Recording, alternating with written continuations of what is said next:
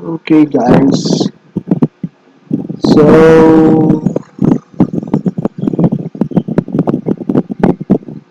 check tayo ng ating DeFi pet. And let's check first magkano na ba ang DeFi pet ngayon. Dpet token to USD. So as of now, how much is it? Here we go. So as of now, it's $7.04. Tumaas siya ng 27.7% from the most recent lang na this. So, yung iba kumikita na sila dahil meron silang mga nabiling Dpet tokens na kanilang itinrade. So, ngayon, kumikita na sila. So, from $1 to $7, that's really big already. Tayo ay nakapag-ipon tayo ng pets pero wala tayong Dpet tokens na natira. So, umaasa na lang tayo na magkaroon tayo ng play to earn. So, when that day comes, tsaka pa lang tayo kikita. Sa ano tayo eh? Kumbaga, nasa perspective ng mga taong wala pang backwards to spare. So, let me just see. So, yun po yung update from CoinGecko. It's already $7. Damn! Tingnan nga natin yung Axie. Kung tingnan na yung Axie ngayon. Yung SLP. SLP. SLP ba? Tama ba? SLP is at point something, point 26. About Axie. Axie, $16.53. So, medyo bumaba siya ng 17.07%. Kasi alam mo naman ang mga nangyayari. So, but still, $16 there. So, almost half na yung Dpet. I hope na magkaroon na ng play to earn para naman tayo ay kumita na. So, here's my, my account. Maximize natin. Boom. Okay, guys. Yan. Yun. Parang may maintenance ngayon So, sa mga hindi pa sign up dito, go na kayo habang mababa pa. Baka hintayin nyo na naman na katulad ko, hinintay natin na above $10 bago natin ma-decide na mag-a-axie ako. Pero, it's hindi mo naman pwede ipilit yung mga bagay na hindi pa time. No? Kahit na anong gawin ko noon, wala akong 30,000 nun eh. Yung 30,000 pa lang noon, wala pa akong 30,000 eh. So, hindi, nalaman ko yun, 30,000 na yung kailangan mong puhunan. So, ito medyo maaga pero hindi ganun kaaga. Yung isang YouTuber na, well, katulad niya, kung gusto niyo pong tumulong para ma-monetize yung channel natin kahit paano, hindi naman tayo talo. So, i-click nyo na yung subscribe button dyan. And i-like nyo na rin kung nagugustuhan yung mga content natin. Kung hindi, dislike nyo, okay lang din. Mag-comment kayo kung ano yung gusto nyo itanong and we'll try to answer it. And then also, if you want some updates, meron ako mga live streams. Hindi lang po itong Dpet lang tinatalakay ko, kundi iba pang mga play to earn. And also, we're reviewing some gadgets. Although hindi mamahalin, kung ano lang meron tayong gadgets, nire-review natin yan. Baka meron din kayo gusto nyo malaman ng mga informations about that. So, mag-subscribe na po kayo. Click nyo yung notification button para ma-notify po kayo sa mga recent uploads ko. So, anyway. So, ito po yung sa akin. So, just a heads up. Sa inventory ko, I have 6 pets. Medyo dalawa po ang nag-repeat dyan. Si Rudolph, dalawang Rudolph ko. Budok, the red-nosed reindeer. They are identical. So, pag siguro nag-open yung market, pakibenta ko yung isa, baka. Okay. And then, dalawa rin ang venom ko. Magkaiba naman sila. So, yung isa may puffy tail. Yung isa ay merong parang chimera tail. Parang, ewan ko, chimera tail ba yun? So, meron din ako Adonis at saka Tiger. So, those are my 6 pets. Yan ang na-afford natin. Okay. So, meron tayong 5 cages. So, ito mga cages na ito ay in-upgrade ko ng mga 2, 3, level 3, ganyan, para kumita ako ng maraming coins. Ewan ko kung that is, kasi maganda rin kumikita ako maraming coins para ma-upgrade mo yan. So, and then, yeah. So, yan pa lang ang development ngayon. Wala pa rin tayong play to earn. Pero tumataas na yung Dpet token. I don't know what's the reason. Maybe siguro yung hype. Pero hindi pa natin alam kung talagang 100% na kikita kaagad tayo rito. Yung iba kumikita na, they have been trading. May pan-trade kasi sila. They can buy. So, yun ang pinag-ano ko. I should have bought as much Dpet tokens as I can, but that's the reason why I did not. I can't. Wala akong pambili. Wala pang budget. So, gaya nga ng advice nila, we should spend what we can lose. But for us, bottom feeders, we spend things that we always lost. We cannot afford to lose. Kasi wala naman tayong ganun. Wala tayong extra money. So, kumbaga, lahat ng mga ito ay mga gambles natin. So, sugal sa buhay. If you don't take risk, paano malalaman kung possible. So,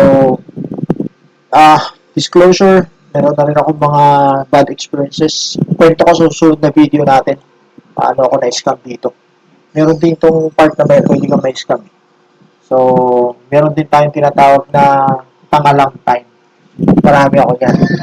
Kung kayo wala, congratulations sa inyo.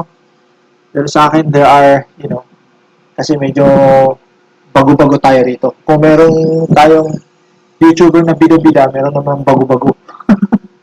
Ako yun. So anyway, mag-ani muna tayo na sa ating farm para may pagkain. Ma-receive tayong pagkain sa ating mga Dpets. Hindi ko na ako pinaparami yan. Kasi okay naman na sila, nasa 10, level 10 na yung mga ating mga pets.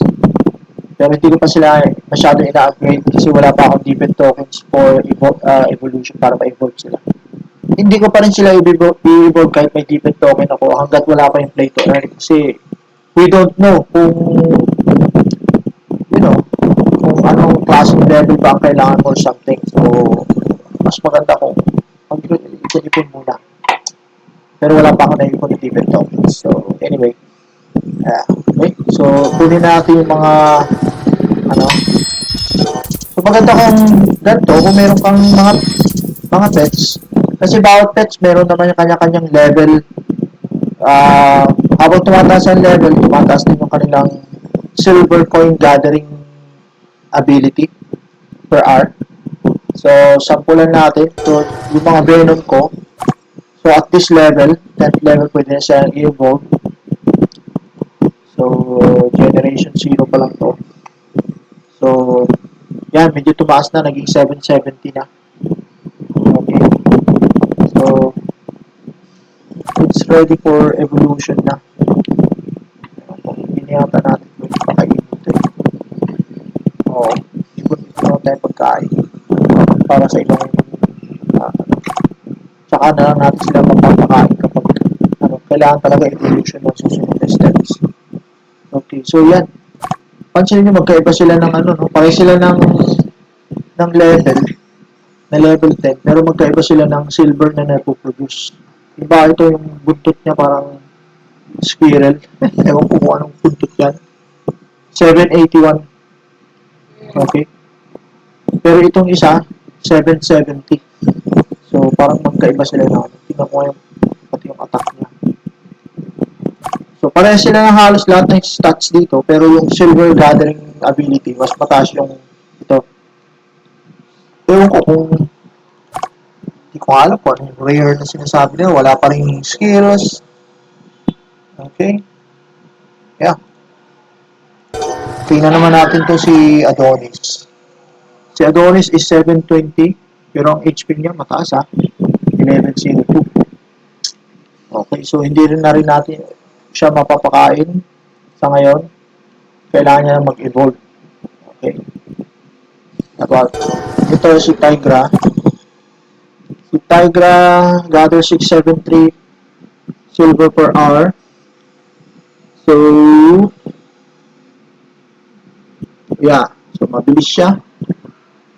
So, yan. Yung Tigra ko. Parang Tigra talaga.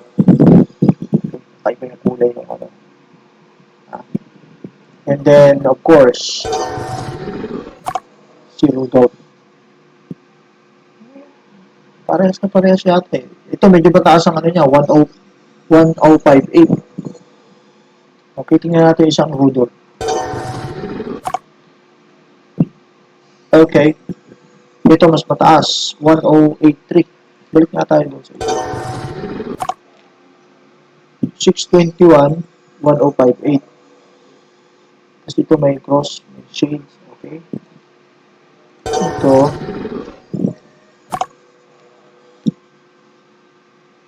mas mataas yung ano nito. Okay. May shades din to. May sungay sa gitna. May sungay din ba sa gitna isa?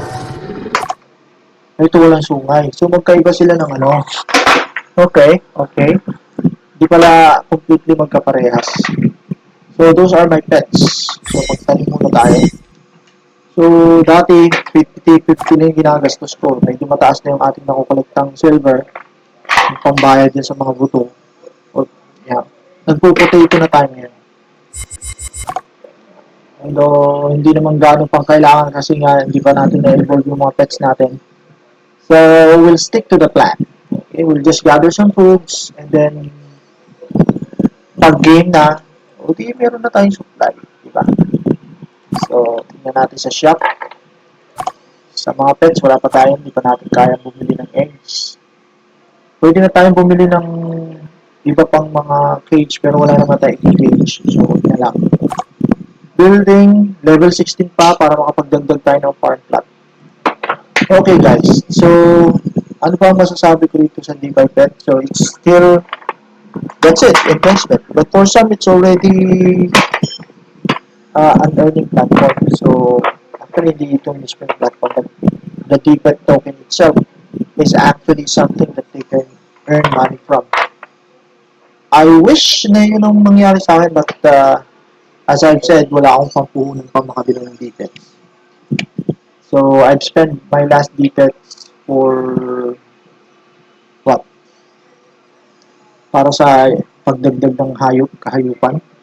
Kasi hindi natin alam kung tatlo ang kailangan nating uh, pets para magkaroon ng para makipagdigma o apat o lima. So, isip anim. Kanya anim. So, sa aksi nga tatlo lang pero ang sobrang mahal. So, I hope by this time, okay naman na siya. Okay. So, sa mga hindi pa alam kung paano ito, paano magsimula dito, I'll make another video and then afterwards I'll upload it. Okay guys, thank you very much and yeah, huwag nyo kalimutan mag-subscribe, mag-like, mag-comment, hit the notification bell. Okay guys, thank you and bye-bye.